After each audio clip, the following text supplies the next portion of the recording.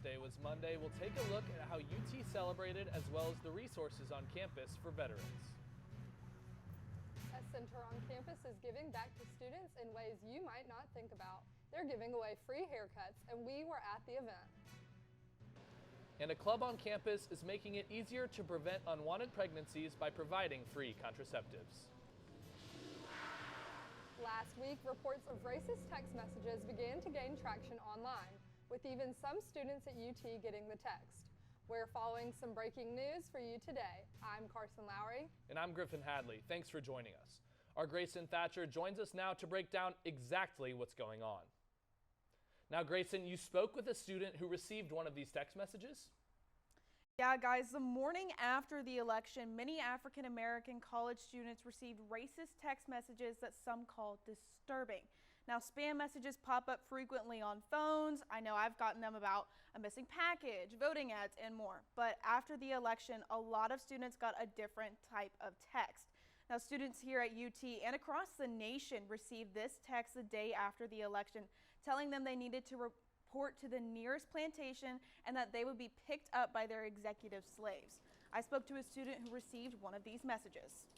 I did not take it personal. I wasn't like mad, upset, angry. I knew it was spam from the jump.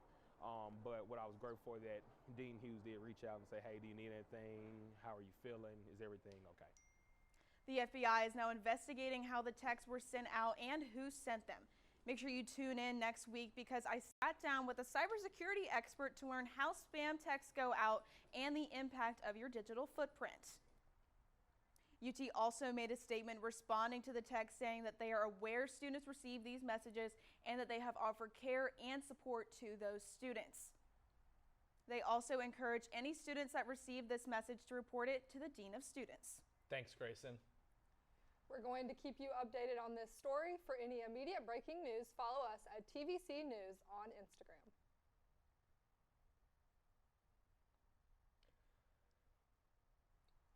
Tomorrow, your Tennessee Volunteers take on the Georgia Bulldogs in what's going to be a nail-biter.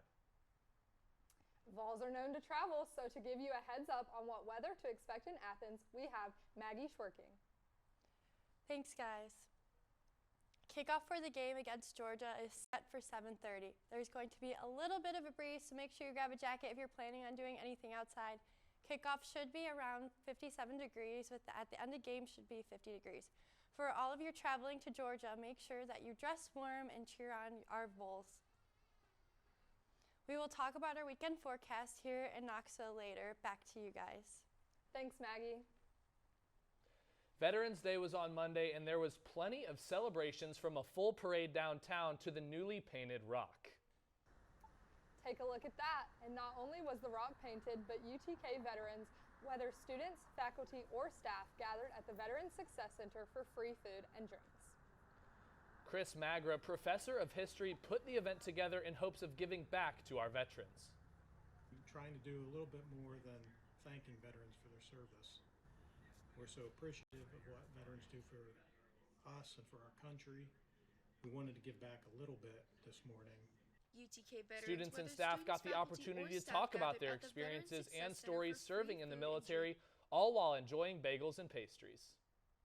And while it's important to talk about that event that took place on Monday, it's also important to speak about the stories of UT's veteran students. Our Aubrey Curran spoke to some veterans that are also students. Aubrey? That's right, guys. Knoxville is home to many veterans, including students who attend our... I enlisted into the U.S. Army in 2016. A couple student veterans and learn what this experience meant to them. I enlisted into the U.S. Army in 2016. I was 18 years old.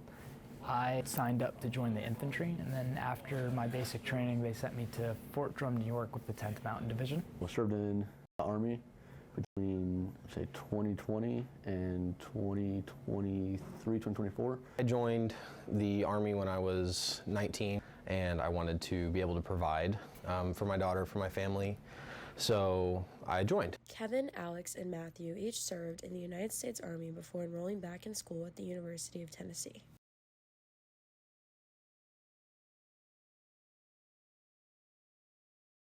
But besides their shared service, these three share one other thing in common. My favorite experience with being in the military would definitely be the camaraderie. The brotherhood and camaraderie. The camaraderie. An experienced Veteran Success Center director Tom Cruise says they strive to reflect through the program. We always want to make sure that we're incorporating that camaraderie, whether socially, academically, just having an opportunity for those who have served their country to kind of come together, share stories, share experiences, and just create that unique camaraderie that they're very familiar with while serving. But for these three, being a student veteran means more than shared experience. After, I guess feeling like, you're pouring into your country with your military service, you can come here and either come here to learn more to benefit other people or for yourself. And so that's probably the biggest thing for me is I love being here at Tennessee, and I love being a veteran. So.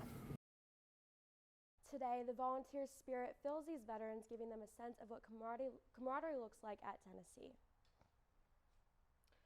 Aubrey, where is the Veteran Success Center and how can we possibly learn more about it? The Veteran Success Center is located in the Hodges Library on the first floor, and you can learn more about it by following UTK_veterans on Instagram. Thanks, Aubrey. You've probably seen flyers around campus advertising the fact that you can get free contraceptives delivered for free. That's all part of an initiative hosted by SEAT and Planned Parenthood Generation Action. While SEAT is focused on more sexual health, Planned Parenthood Generation Action is focused more on reproductive health. These groups work together simply with the goal of helping their fellow volunteers. Actually, the goal of the contraceptive hotline is to make sure that people on campus get the health care they need discreetly and for free, because it's not always easy to get access to the things that we offer. If you want to take advantage of this opportunity, all you have to do is scan the QR code and fill out the Google form.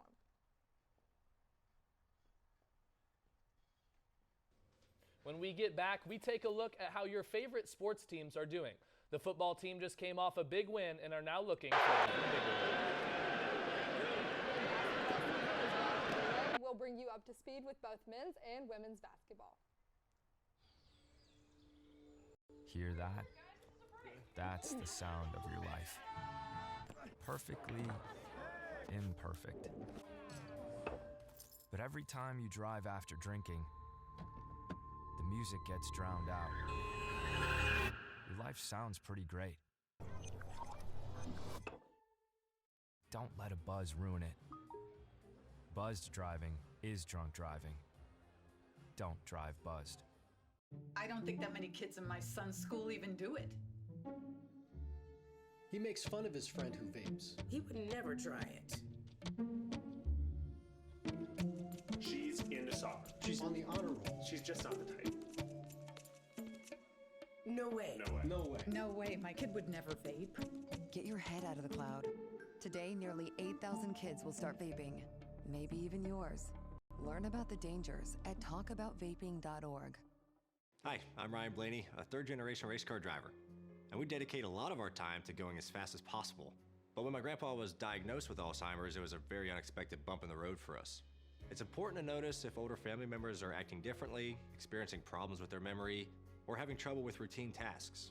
Early detection of Alzheimer's can give your family time to explore support services, make a plan for the future, and access available treatments. If you or your family are noticing changes, it could be Alzheimer's. Talk about seeing a doctor together. We are the Tennessee Volunteers.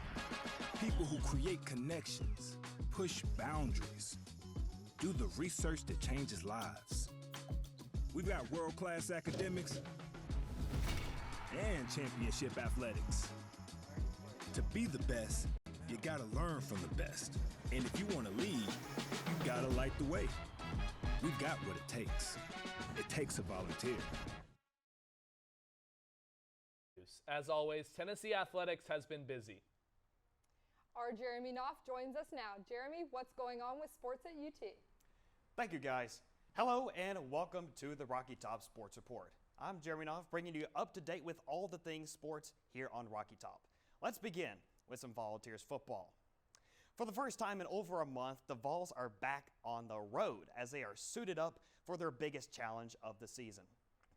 After a 33-14 trouncing of the Mississippi State Bulldogs, the Vols head down south to take on the 12th-ranked Georgia Bulldogs this Saturday night. Star quarterback Nico Iamaleava is currently listed as questionable, as Coach Heupel and company hope to have the California kid back with a tall task ahead of him. the Big Orange will not only attempt to punch their ticket into the college football playoff, but also to end a 7-year skid to the Bulldogs dating back to 2017. Fans can live the action at Sanford Stadium in Athens, Georgia, or catch the game live on broadcast on ABC at 7:30 Eastern Time. The rivalry between the Vols and the Dogs isn't just intense in football, but also in the world of volleyball.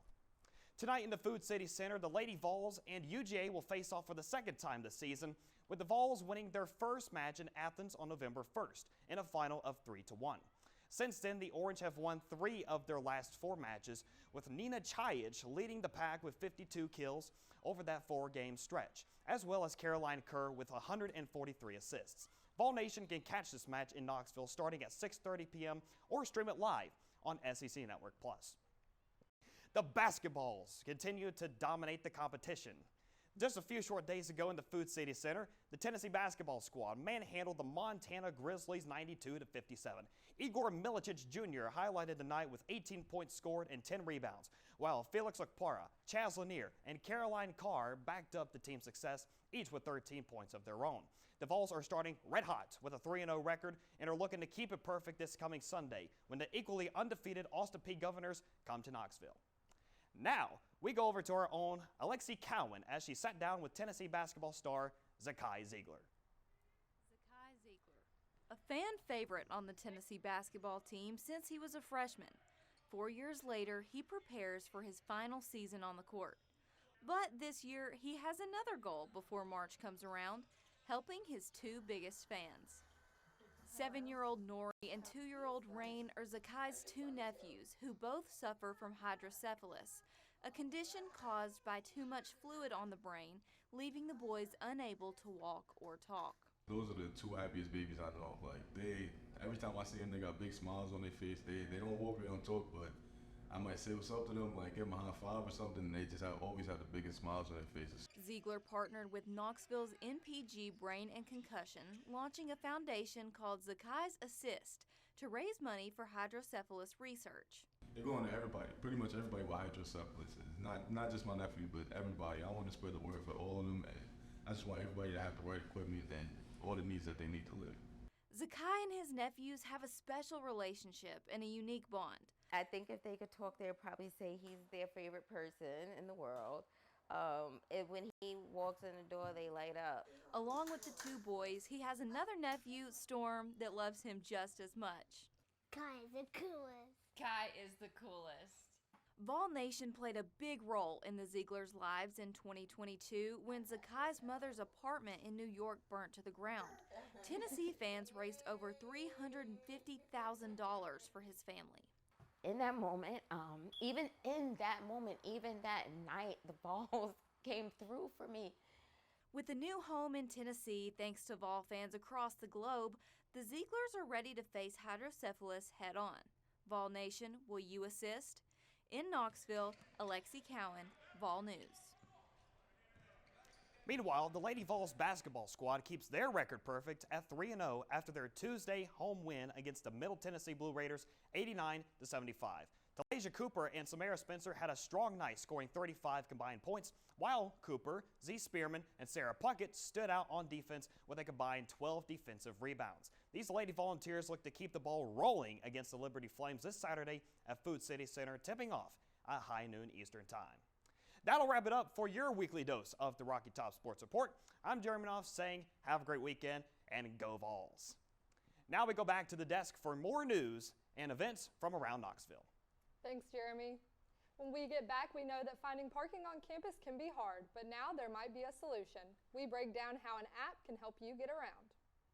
And cold and flu season is here. We take a look at what options are available here on campus to protect you as the temperatures get colder. Whether it's our stories, the warmth of our laugh, or our family's secret sauce, we all bring something different to the table. So make some space. The power of connection is waiting right outside your comfort zone. Learn how you can help strengthen your community at belongingbeginswithus.org/teamup.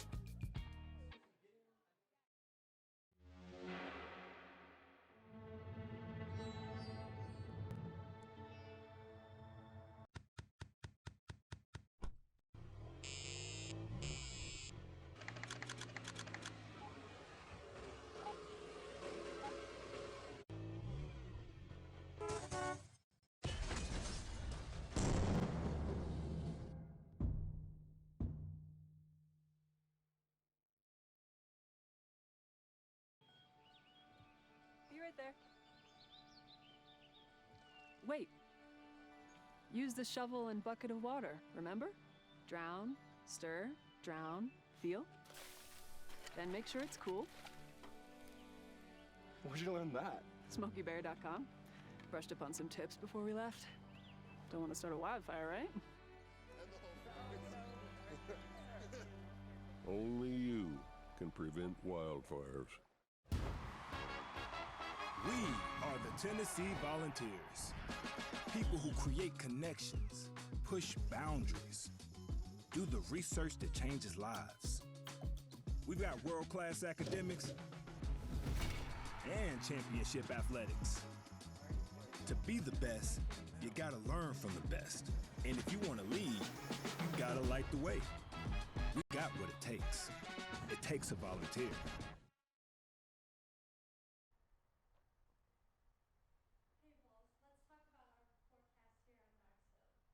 On Saturday, we will see sunny skies and comfortable temperatures in the 60s. Sunday is expected to be a high of 68 degrees and a low of 44 degrees. We should experience partly cloudy skies here in Knoxville with a little bit of a winter breeze. Monday should turn around and get a little bit warmer with a high of 70 degrees and a low of 50 degrees. It is expected to be partly cloudy with a small breeze, so continue to bring a jacket or a sweatshirt wherever you go. That's all the weather I have for you. Back to you guys. Thanks, Maggie. Flu and COVID season are around the corner, and it is better to be safe taking that extra precaution and getting vaccinated. Our Clarissa De La Cruz takes us to UT's Vol Gets Vaxxed event held for students.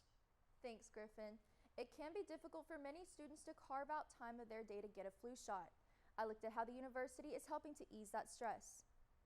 Students were dropping in during their busy school days to get vaccinated at Bueller Hall. With holidays and final exams rolling in, the last thing any student wants is to feel under the weather during this semester. Carmen North, Community Health and Resilience team member at the Student Health Center, says their focus is to minimize the effects of illness on student success. We offer flu and COVID vaccines at satellite clinics at different locations around campus each week during the fall so that we can give students, faculty, and staff a really convenient opportunity to get up-to-date protection during the flu and cold season. To get more students to come in and get vaccinated, the Student Health Center decided to make this a fun opportunity for students to compete with the University of Kentucky students. This year we're also doing a competition with the University of Kentucky during the months of October and November, so that's just a fun added reason to go ahead and get your vaccine now so that it can count towards that competition. For students still looking to get vaccinated, walk-ins are accepted Monday through Friday at the Student Health Center Pharmacy. For more information, visit hillvaccines.timetap.com. In Knoxville, Tennessee, Clarissa De La Cruz, VolNews. Once again, the Student Health Center takes walk-ins Monday through Friday. Make sure to get your shot before the flu gets you. Thanks. Thanks, Clarissa. The Center for Basic Needs provides many resources for students and faculty who may be struggling. One event, the Pop-Up Barbershop, showcases just another resource they can provide for students. The buzzing in the student union is an unfamiliar but welcome sound as students roll in for free haircuts. Like, obviously it's not professional, so there are some things, but like it's nice that they offer this, especially for free. This event was a partnership between the Center for Basic Needs and the Master Academy of Barbering, which some students took full advantage of. So I was planning to get a haircut on this day, like at an actual place, but then I heard about this and I was like, this is the perfect opportunity. As it saved them money. Campus cuts is $20, so saving $20 being here helps save money, you know. Broke college students, so, you know, whatever you can. While providing an experience that students say that they enjoyed. It's pretty good atmosphere, good experience, liked it. And while the event may be over, many students still express gratitude for all of the things that the Center for Basic Needs does. They provide like good things. I like their mission, and I just think it's very helpful to the community. And as the student union quiets to its more familiar hum, Some say they hope to see more like this, continuing to help the campus community.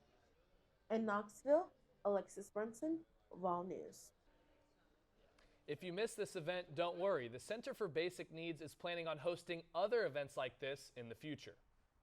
As you make your way to campus, finding parking can be a hard task. Well, the university is making it easier with a parking app. Our Kyla Berry speaks to the students behind the app. Kyla, I am always looking for ways to find open parking. What is this app?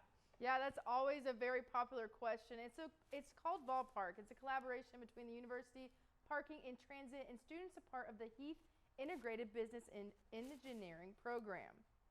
The app for students made by students took more than a semester to create, as they conducted several interviews to find out how to make getting around campus easier. I spoke to one of those students who helped create the app. It started with a collaboration between the parking and transit services and a group of students. I was collaborating with the Heath Integrated Business and Engineering program on a parking space availability project. The students interviewed more than 200 students to find out their frustrations with parking. After these interviews, we were able to gather information about what we could do to improve the quality of life for students on campus. Caroline Zarnecki is one of the students who helped create Ballpark. Ideal goal of our project when we first started was to figure out a way to have students make using this Ballpark app a part of their morning routine every day. Ballpark tells you parking availability all across campus, all with a touch of a button. I do use this app while I need to find parking spaces. Showing parking availability is not the only feature the app has. Option to use other modes of transportation like our bus routes that travel all throughout campus and as well as surrounding areas like Fort Sanders. So the next time you head to campus and use Ballpark to find parking, thank the students behind the work to find a solution to parking. The IBET program for giving myself and all my classmates the opportunity to be involved in something that is used by thousands of students every day. In Knoxville, Kyla Berry, VolNews. This is the first semester of the app's launch, and the group tells me that the more people who download the app and track the available spots, the more accurate the parking availability will be, as it's all based on crowdsourcing data. Kyla, are they adding any new features for next year? Yeah, they are. Parking Transit tells me that they hope to make Ballpark a one-stop shop for parking, as students and faculty will be able to log in with their Net ID to pay parking tickets and purchase their yearly parking passes. Sounds like a great idea. Thanks, Kyla. That is sadly all the time we have for today. Thank you so much for joining us. I'm Carson Lowry. And I'm Griffin Hadley. Next week will be our final week, so make sure you tune in and check out our Instagram at TVC Vol News. Until then, stay safe and go Vols.